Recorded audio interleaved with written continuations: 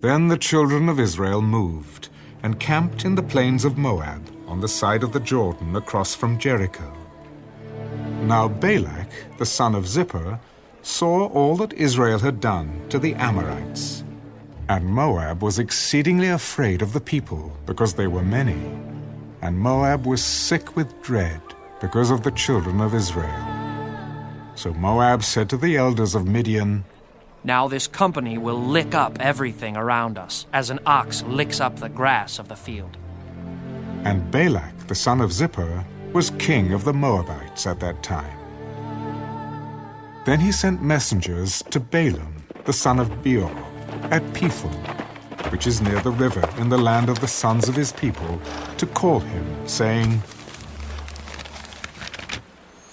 "Look, a people has come from Egypt.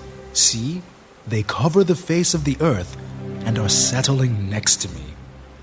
Therefore, please come at once. Curse this people for me, for they are too mighty for me. Perhaps I shall be able to defeat them and drive them out of the land. For I know that he whom you bless is blessed, and he whom you curse is cursed." So the elders of Moab and the elders of Midian departed, with the diviner's fee in their hand. And they came to Balaam and spoke to him the words of Balak. And he said to them, "Lodge here tonight, and I will bring back word to you, as the Lord speaks to me." So the princes of Moab stayed with Balaam. Then God came to Balaam and said, Who are these men with you? Balak the son of Zippor, king of Moab, has sent to me, saying, "Look, a people has come out of Egypt, and they cover the face of the earth.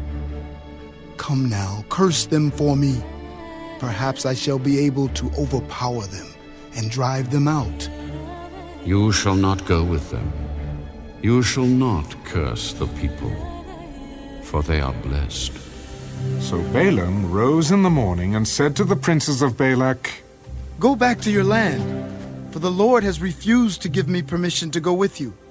And the princes of Moab rose and went to Balak and said, "Balaam refuses to come with us." Then Balak again sent princes, more numerous and more honorable than they.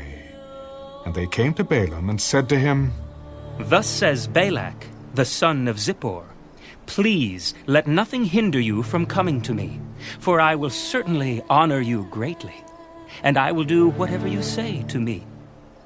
Therefore, please, come, curse this people for me."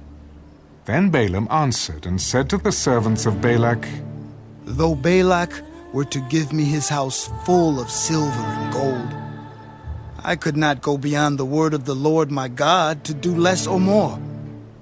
Now, therefore, please, you also stay here tonight, that I may know what more the Lord will say to me." And God came to Balaam at night and said to him, If the men come to call you, rise and go with them. But only the word which I speak to you, that you shall do.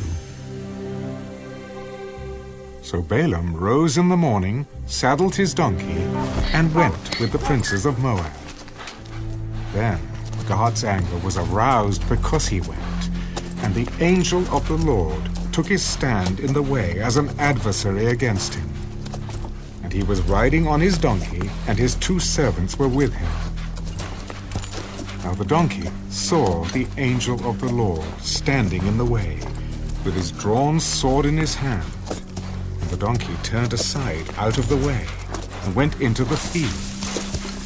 So Balaam struck the donkey to turn her back onto the road. Then the angel of the Lord stood in a narrow path between the vineyards, with a wall on this side and a wall on that side. And when the donkey saw the angel of the Lord, she pushed herself against the wall and crushed Balaam's foot against the wall. So he struck her again. Then the angel of the Lord went further and stood in a narrow place where there was no way to turn either to the right hand or to the left.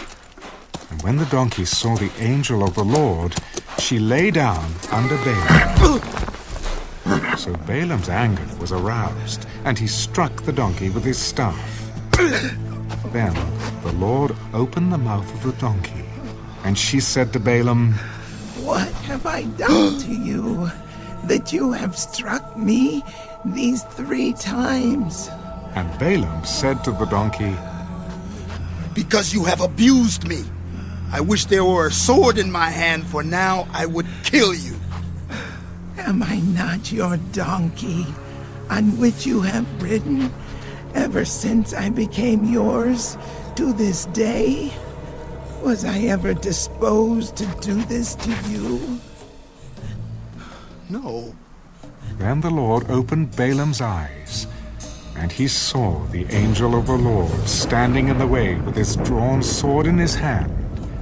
And he bowed his head and fell flat on his face. And the angel of the Lord said to him, "Why have you struck your donkey these 3 times? Behold, I have come out to stand against you, because your way is perverse before me.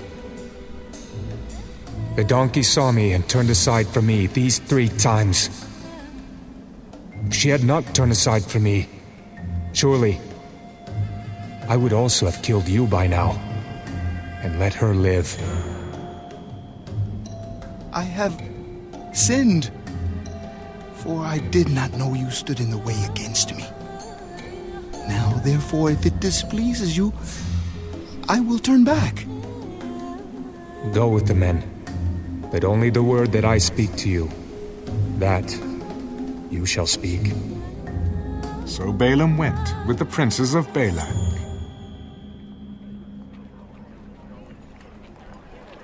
Now when Balak heard that Balaam was coming, he went out to meet him at the city of Moab, which is on the border at the Arnon, the boundary of the territory. Then Balak said to Balaam, Did I not earnestly send to you, calling for you? Why did you not come to me? Am I not able to honor you? Look, I have come to you. Now, have I any power at all to say anything? The word that God puts in my mouth, that I must speak. So Balaam went with Balak, and they came to Kirjath-Huzath. Then Balak offered oxen and sheep, and he sent some to Balaam and to the princes who were with him. So it was the next day that Balak took Balaam and brought him up to the high places of Baal, that from there he might observe the extent of the people.